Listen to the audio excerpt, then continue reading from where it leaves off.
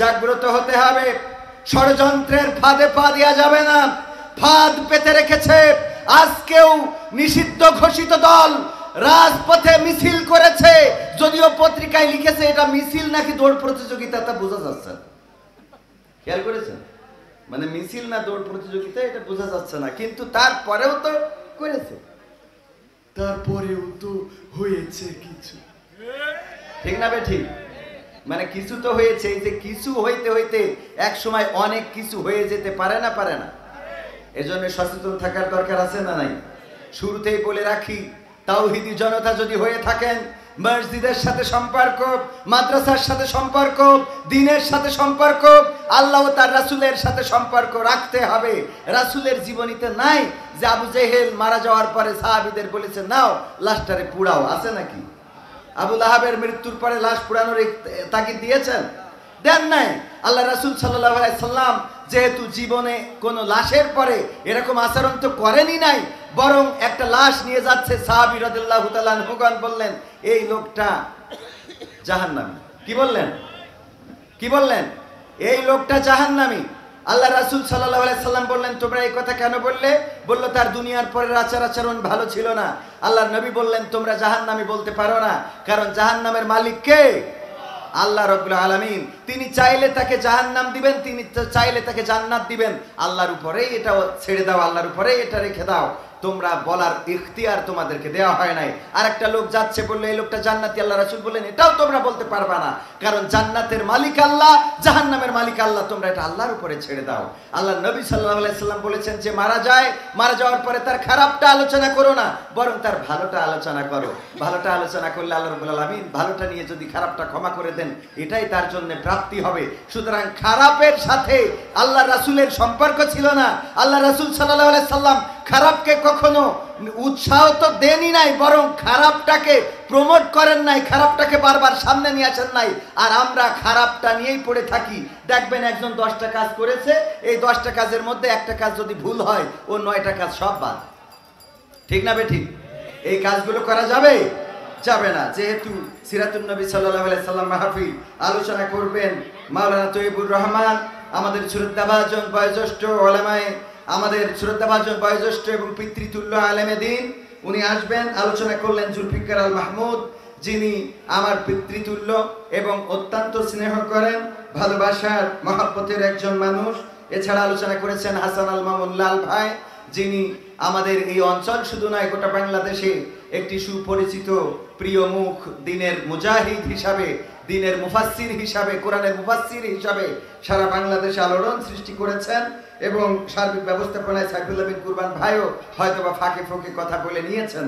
আমি ওনাদের প্রতি সম্মান রেখে কয়েকটা সঙ্গীত আপনাদের সামনে পরিবেশনা করতে চাই, কারণ আমাদের ইউটিউবার ভাইয়েরা আপনারাও এসেছেন, আমার কাছে ওয়াজ তো অনেক শুনেছেন, আমার কাছে আসলে এখানে ওয়াজ শোনার জন্য আপনারা আসেননি, এটা আমি বুঝতে পারছি। ঠিক না বে ঠিক? যার প্রেমে দিয়েছি এমন, যার নিয়ে দেখিয়া স্বপন, হৃদয় হয় যে ব্যাকুল, সে যে আমার প্রিয় নবী মুহাম্মদ রাসূল, সে যে আমার প্রিয় নবী মুহাম্মদ রাসূল, যার প্রেমে দিয়েছি এমন,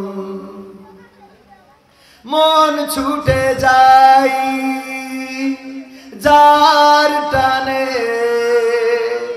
মরু মদিনার উদ্যানে, মন ছুটে যাই যার টানে,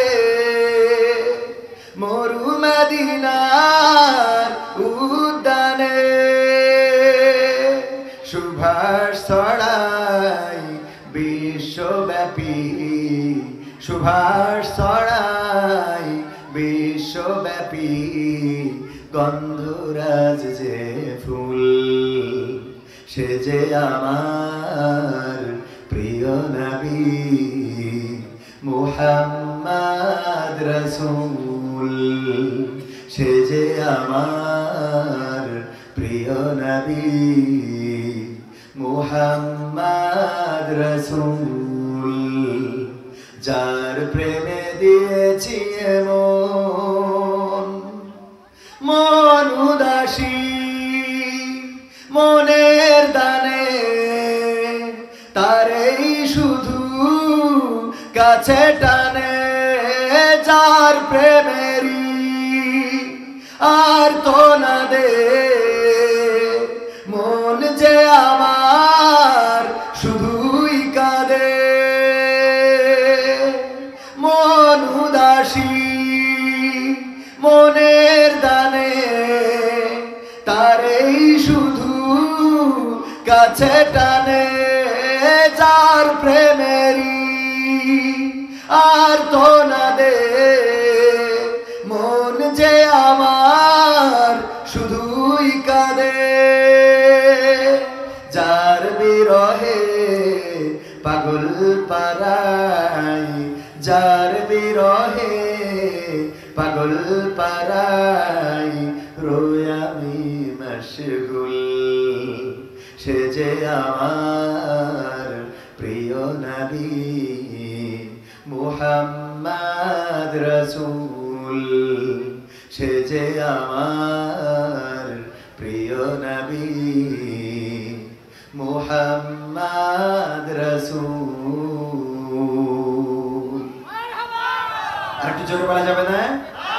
আজকে সিরাতুন নবী সাল্লাল্লাহু আলাইহি সাল্লাম মাহফিল, নবীর সিরাত নিয়ে আলোচনা হবে, জীবন নিয়ে আলোচনা হবে। মিলাদ নিয়ে আর সিরাত নিয়ে তর্ক বিতর্ক আছে না নাই? আছে না নাই?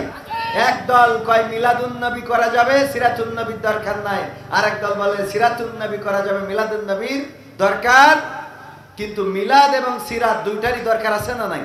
একটা হলো জন্ম বৃত্তান্ত, আর একটা হলো জীবন বৃত্তান্ত। রাসূল সাল্লাল্লাহু আলাইহি সাল্লাম এই ধারাধামে এসেছিলেন এমন একটা সময়ে, আপনারা জানেন যে এই সময় ছিল অন্ধকার যুগ, এত অন্ধকার অমানিসা যে তুচ্ছ কারণে তারা মারামারি করত, যুদ্ধ করত, এবং সেটা বছরের পর বছর ধরে চলতো। নারীদের কোনো সম্মান ছিল না, নারীদের কোনো ইজ্জত ছিল না। কন্যা সন্তান হলে পা ধরে আছাড় দিয়ে তাকে হত্যা করা হতো, অথবা জীবন্ত মাটির নিচে পুঁতে ফেলা হতো। এমন ছিল মা বোনদের মর্যাদা। একজন বিয়ে করত, একাধিক যত চাইতো, বিয়ের কোনো লিমিট ছিল না। সকালে বিয়ে করে বিকালে তালাক দিয়ে দিত। এবং এই জাতীয় অপরাধগুলো শুধু চলতোই না, সেই সমাজটা এমন একটা সমাজে রূপ নিয়েছিল জাইয়ামে জাহিলিয়া বা কালো সময়, অন্ধকার সময় বলা হয়ে থাকে। সেই সময়ে রাসূল সাল্লাল্লাহু আলাইহি সাল্লাম এসে একটি আলোকিত সমাজ দিয়েছিলেন, এমন সমাজ যেই সমাজে নারীরা তাদের অধিকার পেয়েছিল। পুরুষেরা তারা তাদের যে কর্তৃত্ব ছিল সেই কর্তৃত্বের খর্ব হয় নাই। ওই সমাজে যে যুদ্ধ বিগ্রহ লেগে থাকতো সেখানে শান্তি এনে দিয়েছিলেন।